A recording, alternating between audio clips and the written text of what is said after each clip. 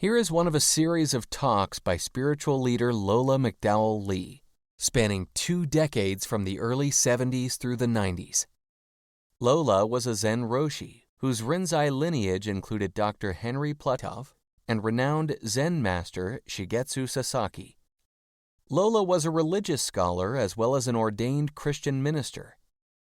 While the talks are focused mainly on Zen and Buddhism, Lola drew on many spiritual traditions, including those of Jesus, Plato, Lao Tzu, the Hindu Vedas, Meister Eckhart, and Gurdjieff.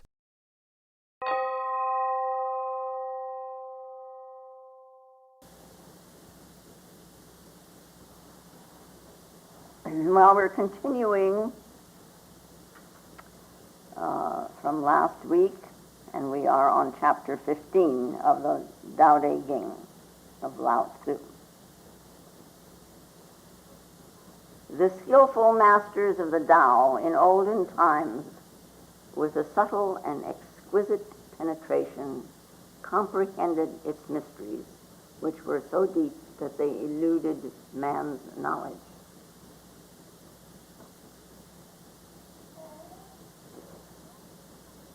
Those of yore who have succeeded in becoming masters are subtle, spiritual, profound, and penetrating.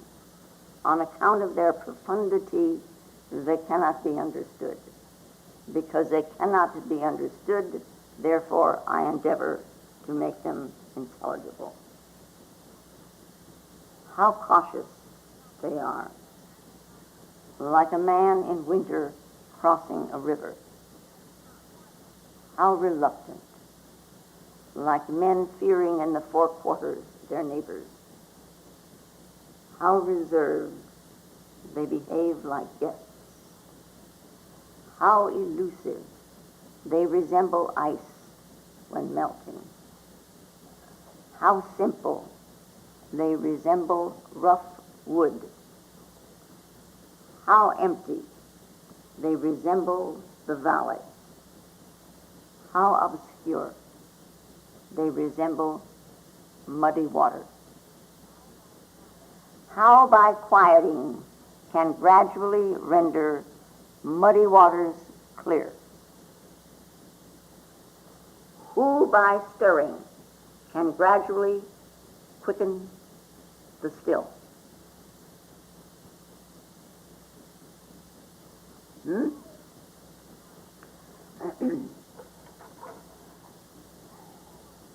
Well, we know, I think we know, that men and women, men generically, so men and mankind, all over the world have ideas and notions of what a saint should be like.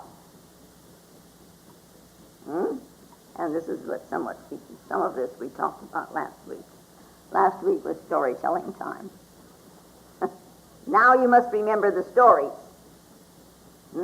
This goes with them. Now, instead of ideas, Lao Tzu stresses awareness. To be alert, to be aware. Now, the patterns of our lives, as a general rule, are not very sensitive. I mean, you take the average family, and they have children, and do the parents look at these children and say, I wonder how often they do this. How best can I show this little human being how to deal with the world? How can I best teach him to cope with himself in the world? Maybe what I do is not the best for him. Okay for me, but maybe not for him. Do they study the child? Do they watch him? Do they observe him to see what his tendencies are?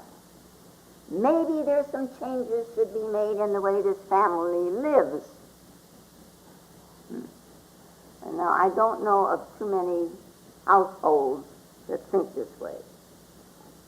Usually it's pretty cut and dry. He's just added on a little appendage, little toe sticking out here, to the family as such.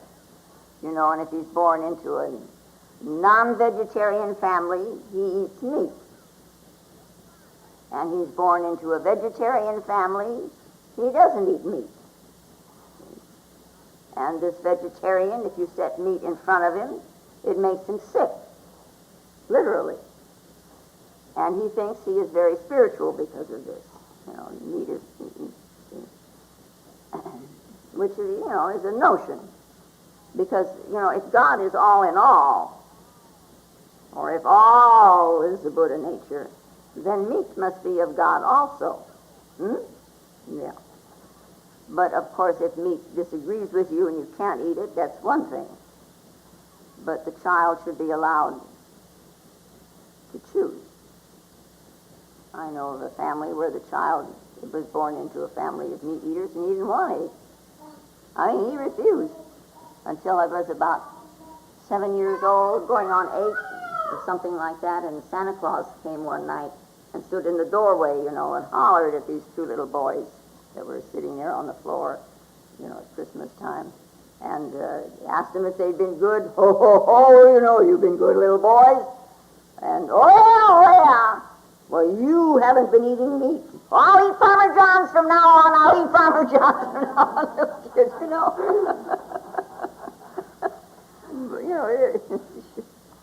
our conditioning is such. The child in the family is just automatically supposed to take on our conditioning and carry it further. Now, Lao Tzu, this wise old Chinese man, he doesn't think much of this matter of what you eat and what you drink, or what you don't eat and what you don't drink, or when you sleep or when you get up. Not from a spiritual point of view, he doesn't care about it. What he thinks is actually you should listen to your body. Let your body tell you what to do. After all, you're eating to help your body. Let your body tell you. Do what your body wants. Never mind getting all your notions mixed up with the urges that rise. Lao Tzu's emphasis is on something deeper than eating. And he would like to know, or he poses this so that you can ask yourself do you go through life, all your day-to-day living, with such alertness and such an awareness as a person would do crossing an icy stream on a winter morning? Do you act like that day by day by day by day? This is what he emphasizes. Never mind what you eat. How alert are you? Is every act, well, we can sort of let that one go. How many acts of yours, how many acts of yours are performed in complete awakeness?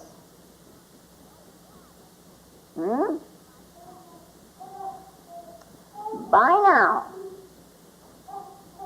good students should have become aware of their inherent characteristics, by which is meant simply the tendencies you were born with. You should have a handshaking acquaintance with them by now.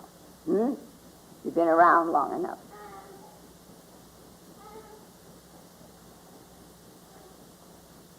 We don't usually pay too much attention to the tendencies that rise in us.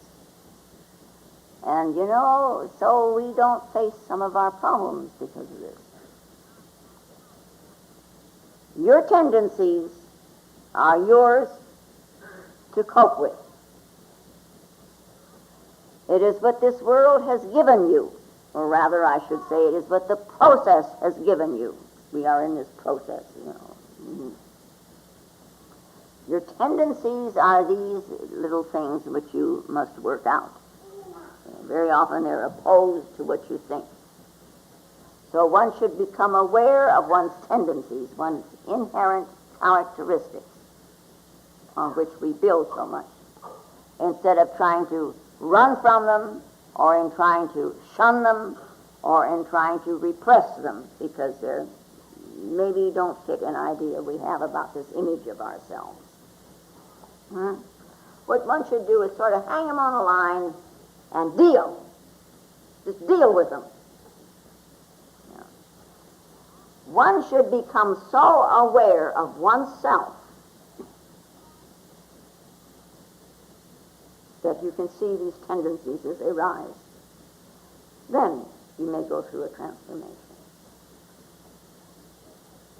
And when you go through this transformation, it doesn't matter what you eat. What becomes important then, are you eating in a state of awareness? Are you aware of every act? Are you aware of every taste? Are you aware of what you see? Are you aware of what you hear while you are sitting there waiting? You're just a state of alertness. The awareness of eating is more important than what you eat. Now, of course, I'm speaking from a spiritual point of view or a religious point of view or however you want to call it. If you're speaking from a health point of view, that's something else again. You may be able to tolerate this and you may not be able to tolerate that and so on. But whatever it is that you eat, you should be aware of the act of eating. Yeah. Now, we here in this Western culture, we have been brought up with the idea, do not sin. And the church catechism says, and the little children learn it, they repeat it over and over again, we are born in sin. We are born in sin. And it is the sin in which we are born that we must overcome if we are to be saved, or if we are to see the kingdom. And this is sort of in here in our background of religion, of Christianity, particularly of the Roman Church and the Eastern Orthodox Church and the Episcopalian Church, particularly the High Episcopalian, Low Episcopalian. Anyway, we are brought up to wrestle with this idea of sin. Adam fell from grace, and we're struggling still with his sin. Even though he lived 900 and something odd years, he still couldn't cope with it. And I understand that the latter, he had all these children, and they're all gathered around when he's dying, and the last part of him he doesn't even know, and they don't even believe him anymore that he ever lived in the garden. So it says somewhere.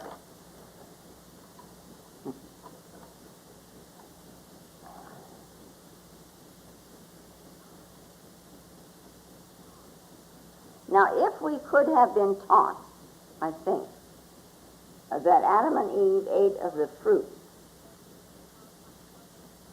of the tree of knowledge of good and evil, and that thusly they saw they were naked, and they put on fig leaves, and they realized what they were seeing now was phenomenal reality. I mean, if everybody could have realized that right from the beginning, it could have saved a lot of lives. It could have saved the Inquisition and the Christian Crusades and so on and so on. And that we understand out of that also that it is up to each one of the children of Adam and Eve, all the sons and the daughters, to get back into that garden and eat of the fruit of the tree of life. Why call the whole thing a sin?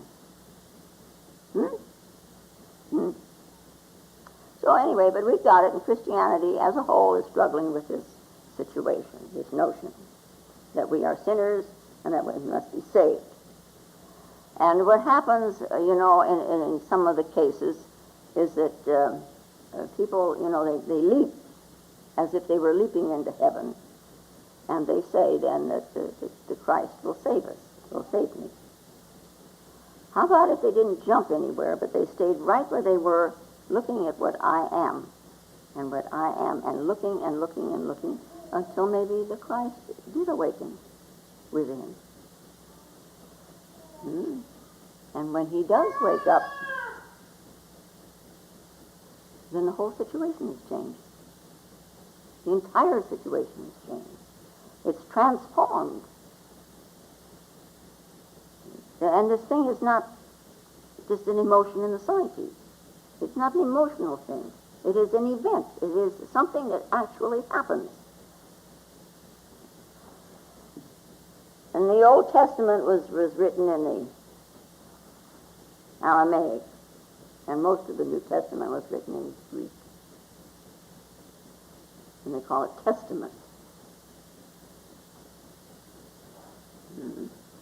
Meaning that one testifies to the truth, so that these people who wrote these books of the Bible are testifying that this is the truth, that one stands as a witness before God and swears to God, I testify that this is the truth.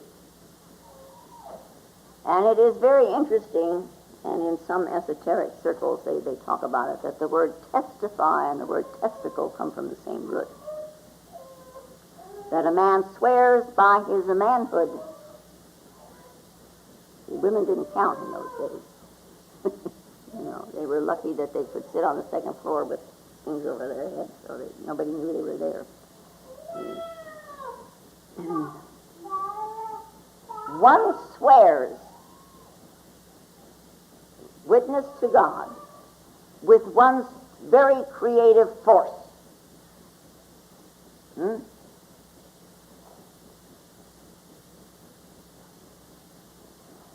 And this Greek Testament says of sin,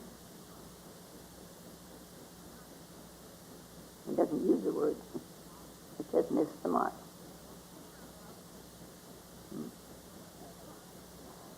So whatever I do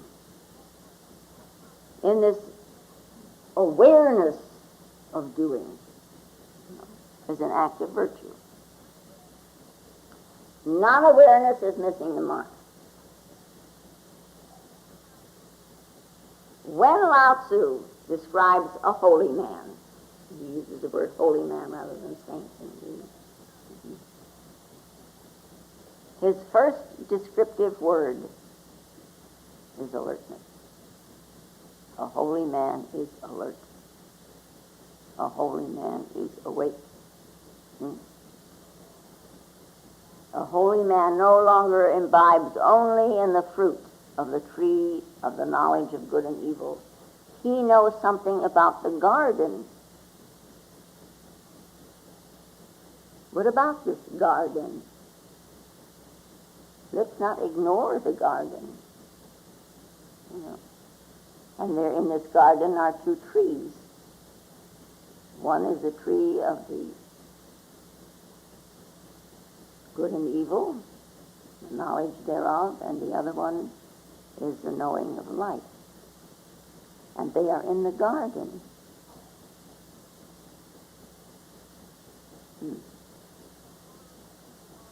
And a man who is alert is like a man who has to cross an icy stream in the winter. And you and I know, or I think you know, or maybe you tried it, I tried it, not lately. You don't just romp across an icy stream. You walk very carefully, preferably from stone to stone, so you can stay out of the water. Yeah. Anyway, he switches from just ordinary to this alertness. So it is now on quality. One acts with quality. The emphasis is on quality and not on the action. The emphasis then is this inherent wisdom and not the outer behavior. If you act out of this inner wisdom, your behavior is going to be fine. You don't have to worry about behavior. We usually have the cart before the horse. You know, we all cross it. You know, there is an icy stream, but depending on how we are is how we're going to cross it. Hmm? Different ways. You know, there's some people that'll, you know, whistle all the way around, you know, through the whole thing, take his mind off the cold. Yeah, whistle. Yeah. Another one goes creeping across. You know, takes him hours to get there, so he won't get his feet very wet. You know. Another one just shung and runs through it, huh, to get it out of the way. Yeah.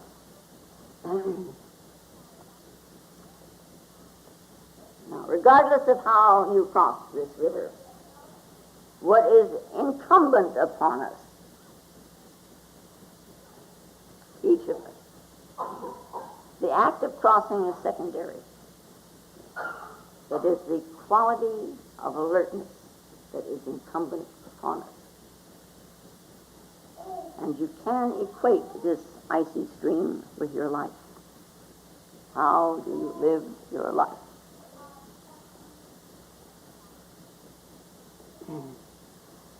And now to have this inner vigilance,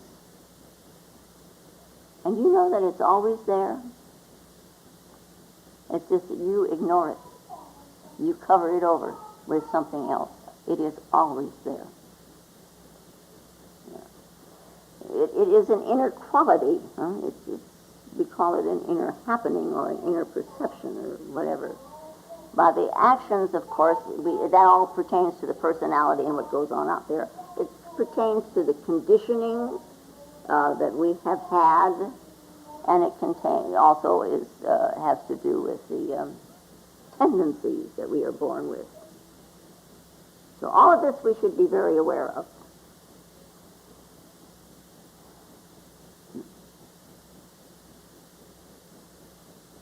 Because you act according to what?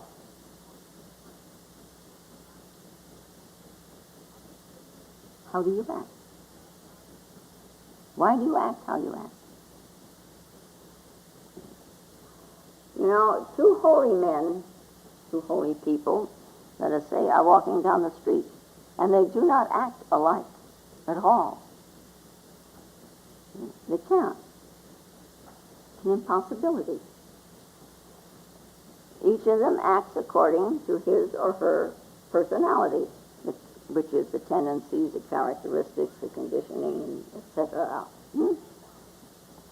But the inner quality of being awake, of being aware, even if there were 1,000 holy men walking down the street, the awakeness in all of them is the same.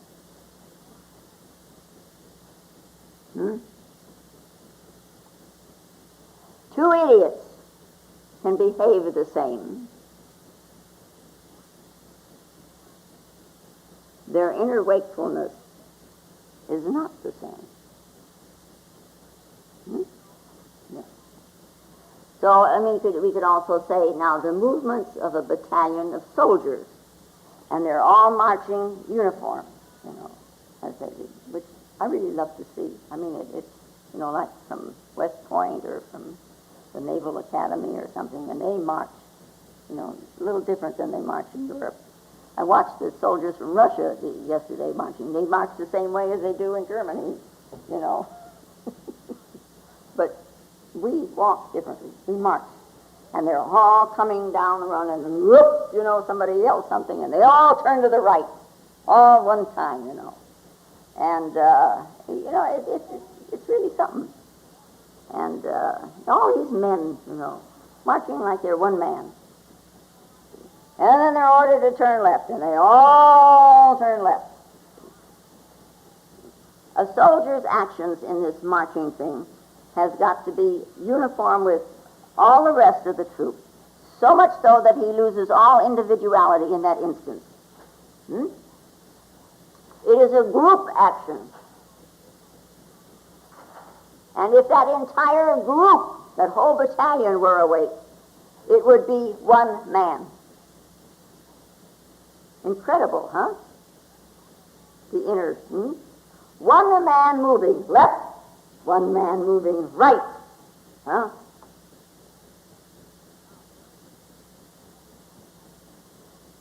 You know, it's, where do we have it in there somewhere? The Wisdom of God by, the little book by somebody in India. I am in you and you are in me. We are one.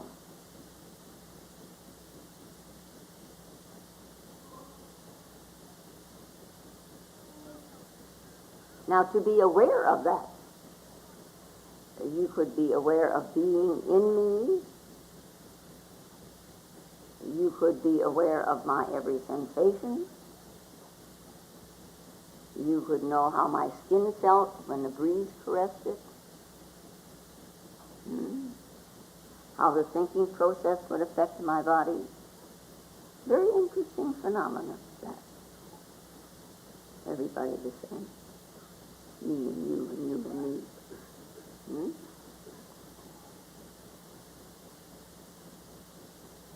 So anyway, here's those two holy men walking down the street. They do not act alike.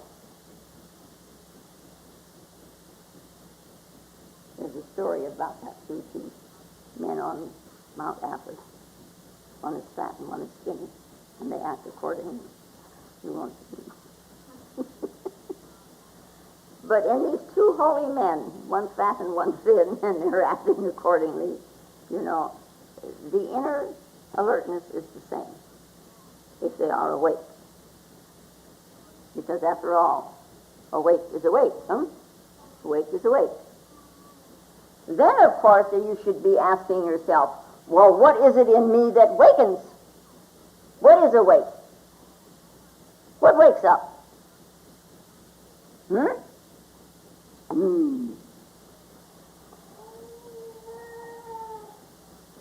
Anyway, holy men are known by alertness, and us ordinary folks are recognized by our actions. Right? We look to the action. We look to the act to judge somebody else. We do indeed. You know, we say right away, oh, that's not the way I would do it at all. They're doing it wrong. And we do recognize others by their actions. We do. So watch. And when somebody acts differently than what you expected or than how you would act, you don't have to have all that confusion. You know, you don't know what to think about them anymore. Everything begins to go around inside. You know, we don't know how to react. Just let them be. Let them do their way. And maybe we can get out of this thing of recognizing people by their actions. And we do that because this is how we think. We think people recognize me by how I act. So right away we say, see how good I am. And we act as if we were very, very good little girls and little boys. You know? See how thoughtful I am. See how well I do this. See how well I can ignore over there. See how well. See how good. See how kind. See how thoughtful. I am such a good little girl. See what I do? Yeah. And naturally, most of course, a holy man should act the way I expect him to act. Right? Like me. Exactly. Precisely, huh? Human beings, other human beings should act just like I do, because I'm a human being, and if they're human beings, that's the way they should act. Now, this is Aristotle's law. It's the third law of the excluded middle of how we act. Everybody in the same boat. We forget that we do not all think alike, and we have different concepts regarding behavior and a lot of other things. If I were born in India, Krishna's actions, what he did, his notions, or the stories of his actions, and all that, would govern me and my actions. I would try to act as much like Krishna, these stories about Krishna and how he acted, as I could, If I am born in the West, the stories of the actions of Jesus govern me and my actions. Or they're supposed to. The religion sets up the parameters, the basic rules, which I am to address to be free of sin. I'd like to say I'm of the fundamental persuasion. Then this Krishna business and the Buddha business and the mystic business and all this stuff doesn't fit into my concepts at all, and so it's all just no good. You shouldn't even look at it. You shouldn't listen to it at all. See, I have my little box of limitations, and we're proud of them. It's like Jack used to say, we wear our stupidity like a badge of honor.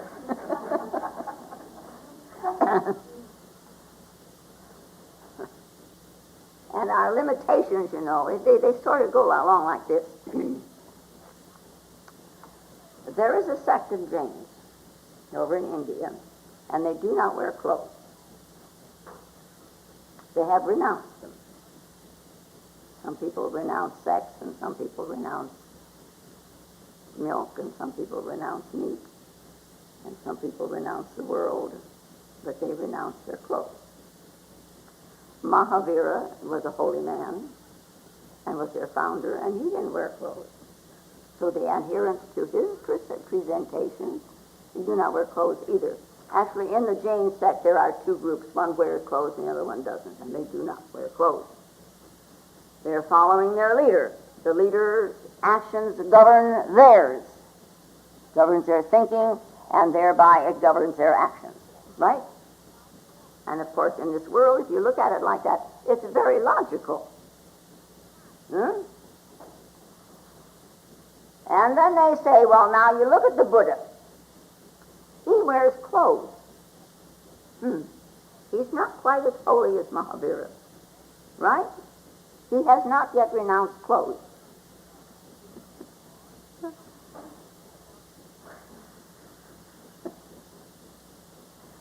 And then the Christians say, well, if you're going to look, at least look at the Christ. Look what he renounced.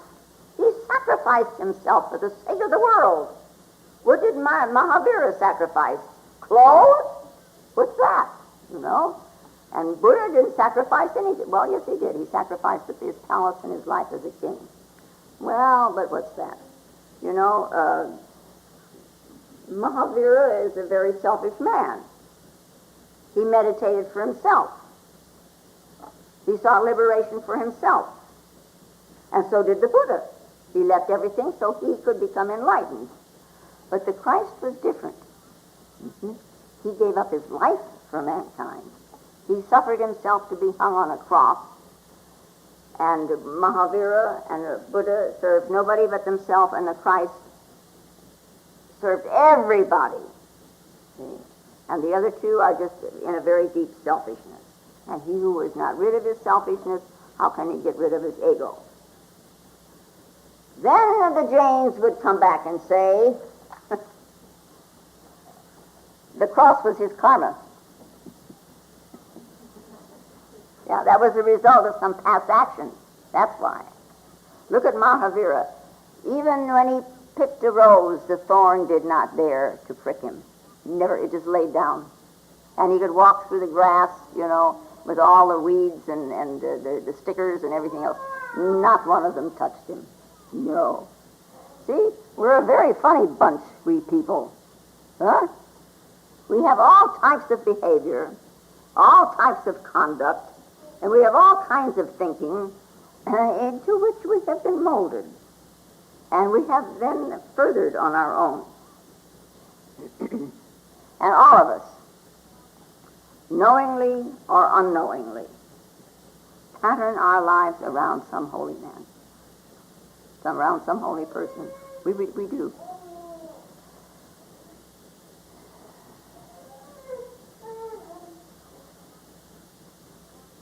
Some along the line, the stories around which we have molded ourselves, we have to give up. We have to give up the story for the real.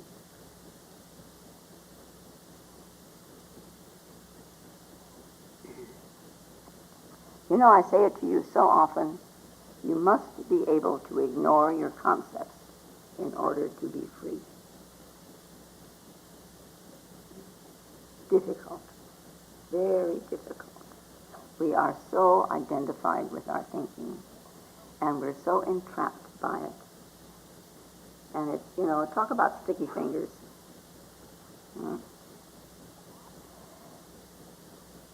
Also, you see, there's the concepts that you acknowledge that you have.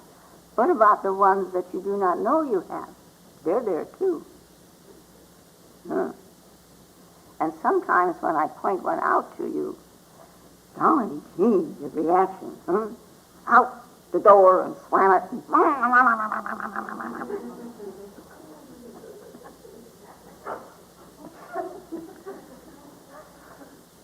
And then a couple of weeks later you come back again. Well, I guess she was right. Very grudgingly, huh? Do you, I mean, what kind of notion do you have about this real self? Do you think that the real self of you has got this elaborate concept of karma? Or have you ever thought about it? It's sitting in there somewhere in you. Haven't thought about it, bring it up and look at it. You know? What about this real self? What about its theory of reincarnation? How deep do you think this real self has thought about it? Does this real self of you have any idea how great you are?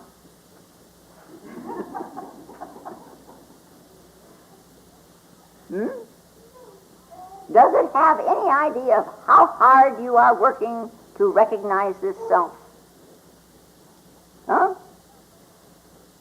Does this true self of yours say to you, you know, my dear, you are trying so hard, why do you not rest for a moment? You think any of this is going on? Or maybe you do.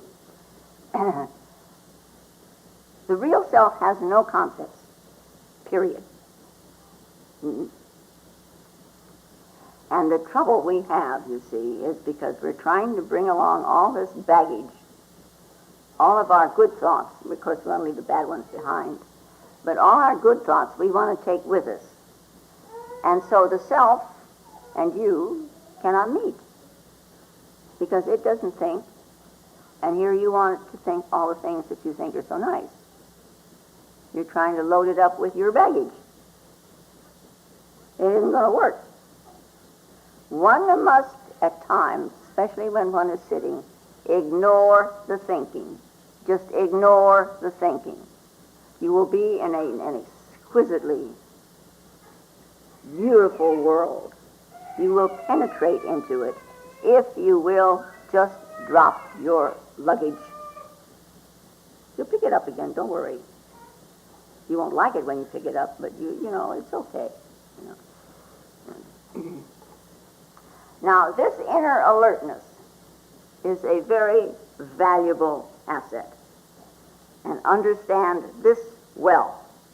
It is a very valuable asset. A great deal of your future depends on it. Our way of thinking, our way of living, our responses, our reactions depend on how alert we are. What is important in your life and what is important in my life is within. The inner alertness. What is out there are shadows of what is in here. Shadows. Now, Lao Tzu says, the holy man vacillates. Well, that's not our idea of a holy man at all. At all. He vacillates like one fearing danger all around. from the four quarters of all the neighbors, he says. Huh? Now, we think that a holy man should be very strong of purpose and to be very rigid, never vacillating. So this, he vacillates, is very difficult for us to understand. He is no longer then true and tried and all the rest of the Boy Scouts things, huh? Difficult. Now, a man may say, I promise, I will never tell a lie again. Comes New Year's Eve, you know, he's doing this like crazy. But sometimes during the year, he also feels the need of it, you know. I promise never to lie again. To whom does he make that promise? To whom does he make that resolution?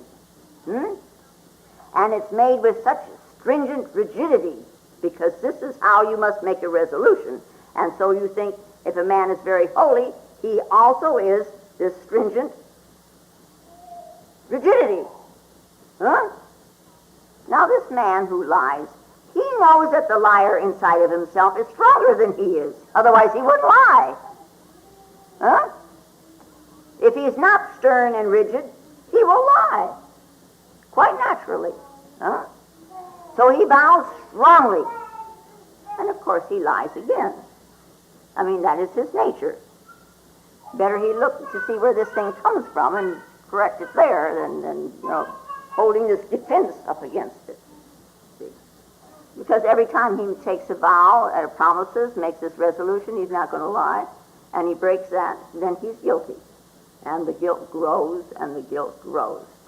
And the more vows he breaks, the more guilt.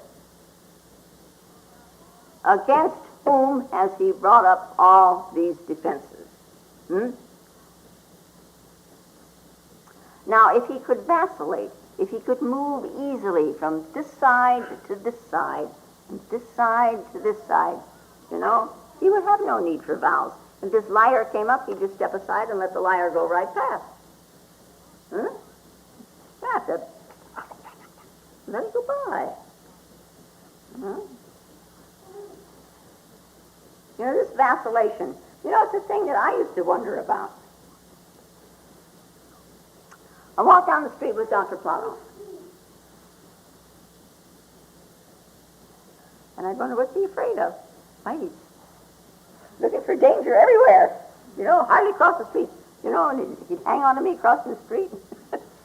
And, you know, and it's like the buildings were going to fall down. And sometimes when you walk down the street with him, so everything would shake, you know, like I realized he was doing this. But anyway, you know, you expected things to come down. See?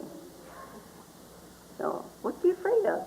Very difficult for me to understand at the time. And of course, you know, just the opposite is true. He's very strong, and he's fearless. He's not afraid of anybody. And I've seen him in action there, too. He isn't.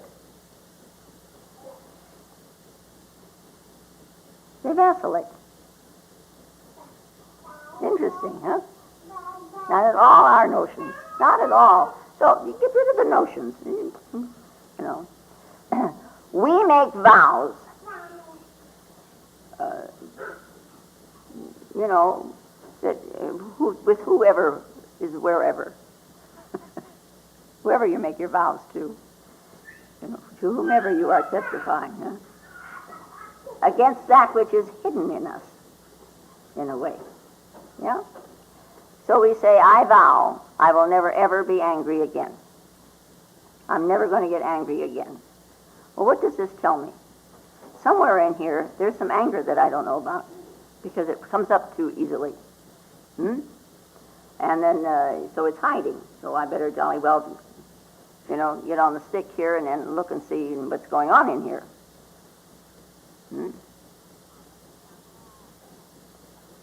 So, and then there are people who say they take a vow of celibacy.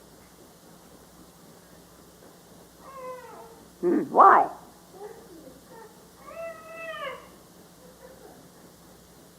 You know, so you ask yourself, what kind of a crazy notion am I hiding? Yeah. What am I suppressing?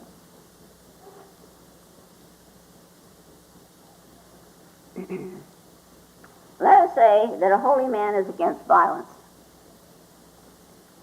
You think he gets up every morning and vows to practice nonviolence? Every morning. Today I vow I will practice nonviolence. No. Just automatically a part of him. Like kindness is automatically a part of him. We look around and every once in a while we say, well, this is very lacking in me. I vow from now on I will be kind and courteous. Why do I have to make this kind of a vow? Am I not already kind? Well, I guess I'm not. And I vow to have more patience. Okay, so I've not got patience then, And I vow to be more courteous. Am I not just naturally courteous? If I'm not just naturally courteous and kind and etc., my vows are not going to help me. What one already is, one does not have to practice. And one does not have to make promises and does not have to make vows. If you are in a situation that calls for vowing, look very deeply and keep on looking and keep on looking. The kindness of Dr. Platoff in all his stringency. Some of it's terrible. Poor Bob went through all kinds of things with him. Oh, how he used to yell at Bob. Oh, my. He didn't yell at me that much. But then when it's all said and done, you think my God, with tremendous kindness, because through that I saw something. Does he think he's kind? No way. Does he think he's patient? No way. He doesn't think about it. So with all this stuff, we're going to have in the future. I mean, today we make a big boo-boo, and we're very embarrassed with it. So we vow we're not ever going to do this again. I caught myself doing that once when I was about 18. And I looked at that and I thought, you darn fool, you're going to go right out and do that thing again. So what's the point of this? Yeah. Let us not decide today how we will live tomorrow. When tomorrow is today, then I will know what to do. Each step I take will be self-deciding. It will decide itself.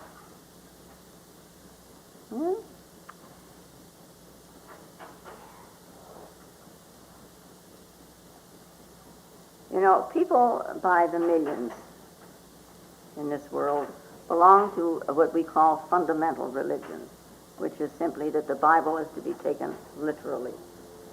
And that's fine. I mean, there is a place for everyone, and we are all in a different place. And they sort of have this idea that God is watching to be sure that they follow his word. It's a very easy way to go. It's a very easy way to go. Because I do not have to go through this long, difficult chore of seeking to find out if God is or if God is not. And if he is not, then what is, and if he is, what is he like? I don't have to worry about that at all. Look at a lot of time-saving it is.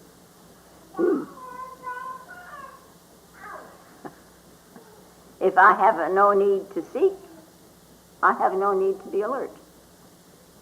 And if I do not have to be alert, I can just slough my way through life, making vows. Easy. Easy come, easy go. That's your life? I'll tell you, the path of inquiry, this inquiring mind, and this force behind the inquiring mind. Why is this way? What is this in actuality? This inquiry that we put forth, takes energy, and it takes hard work. It's a chore. Somebody, I've forgotten quite who, said in some interview, we have every one of us, an inquiring force. And of course we do. We all have it. But what do you do with it? Do you look from the little slit of a window in your ivory tower and say, oh, it's dark out there and it's unknown, so I think I will just stay here? Without your being aware of it, you have already made a little inquiry. Look, it's unknown. See, this unknown already is a question in you. The inquiring mind. And we should deal with this inquiry and not just set it aside. So it's unknown. We should say, let it be. It's unknown. Just let it be. Don't do that. Go for it. You know, like they said in the Olympics whenever they had them, go for the gold. Do it. Huh? But it also recognized right at the beginning, when you start out on this inquiry, or whatever inquiry, it takes courage. And there is a price to pay. Yeah. Everything has a price. See? All the happiness that you've been chasing, you've been pursuing happiness, has cost you your years. Can't you find something better to do than just chase your ego? That's what you're doing, chasing happiness. Huh? Use that inquiring mind. Use it.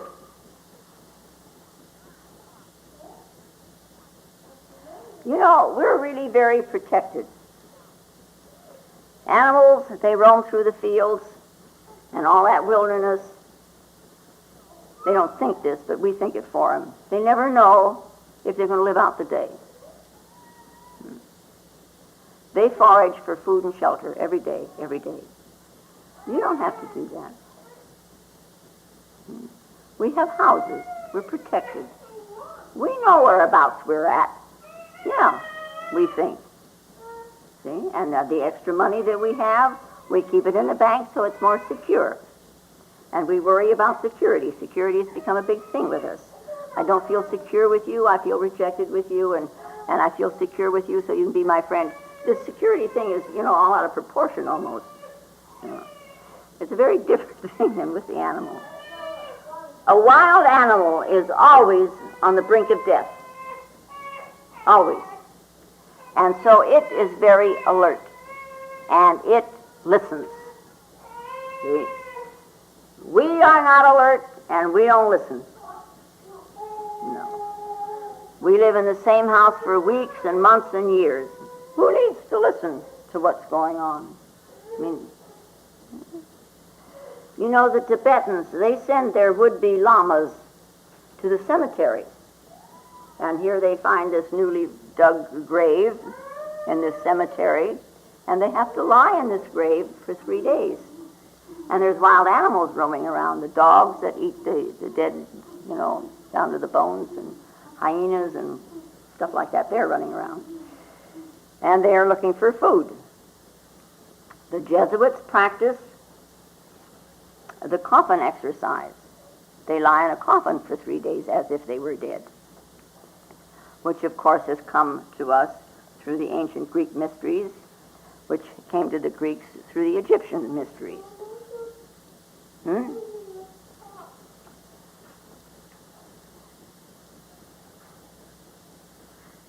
Buddha sent his bhikshus to the cremation ground. And he said, you must come to know death while you're still alive. If you find Lola's talks Only valuable, then will you be alive. more will be posted in weeks to come. See, so there's one of them who's quite a scholar, and he says, why? Why should I go there?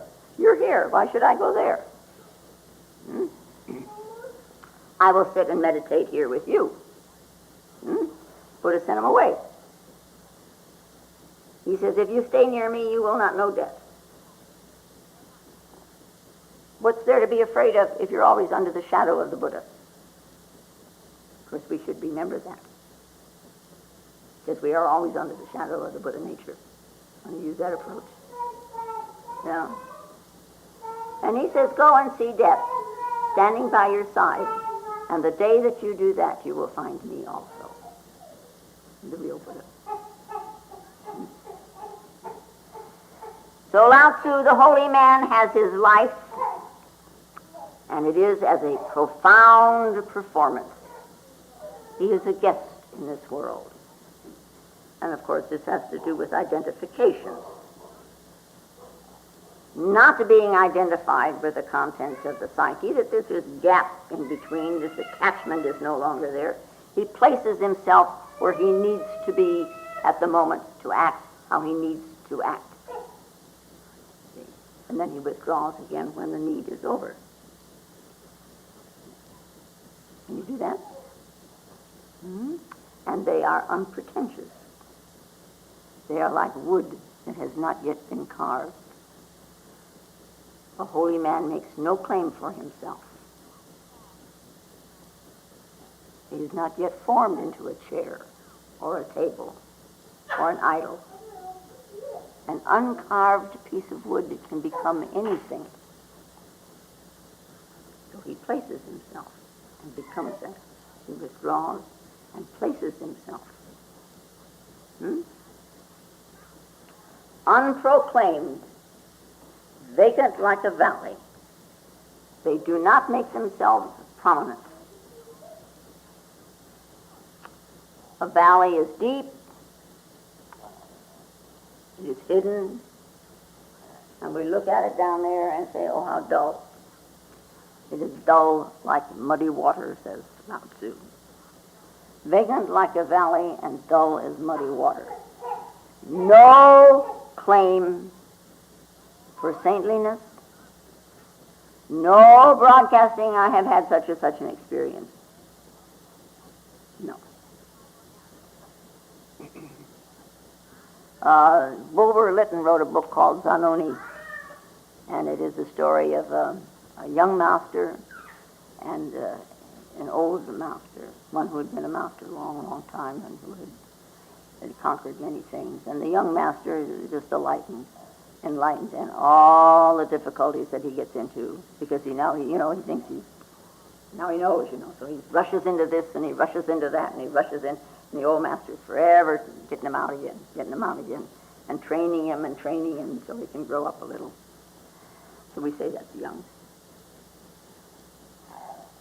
And there is, once upon a time there was an emperor, and he read all of this by Lao Tzu, and he wanted a teacher, so he set out in search for a holy man. And he wanted a holy man as vacant as a valley and dull like muddy water. So he traveled. He went to temples, he went to churches, he'd come back, and then he'd start out again, and he'd go to temples, and he'd go to churches, and wherever he thought, they might be, all he met were mountain peaks. Standing up there, No valleys. Finally, from one of his trips, he's coming back again. He again went through the gates of the city, and there was a beggar that stopped him. And he said to this emperor, I have seen you coming and going many, many times. What is it you seek? And the emperor replied, I am in search of a holy man who is deep and empty, as Lao Tzu described. And the beggar laughed at him. He says, go on your way. And the emperor turned around and looked at him and says, what do you mean? You asked me what I was doing, and now you say, go away. And the king stood there and looked at him, and he was very puzzled. And then he really looked at the man, and he looked into his eyes, and there it was. They were a deep, deep emptiness. And you see, the beggar had let it slip for a moment. And he said to the king, please don't tell anybody. As a beggar I can hide. Don't tell anybody. of course, the emperor got home and he told everybody. You know. And the next day, the whole court went down to see this beggar.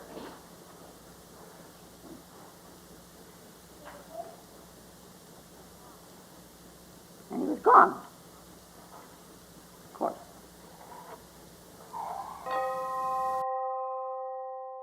If you find Lola's talks valuable, more will be posted in weeks to come.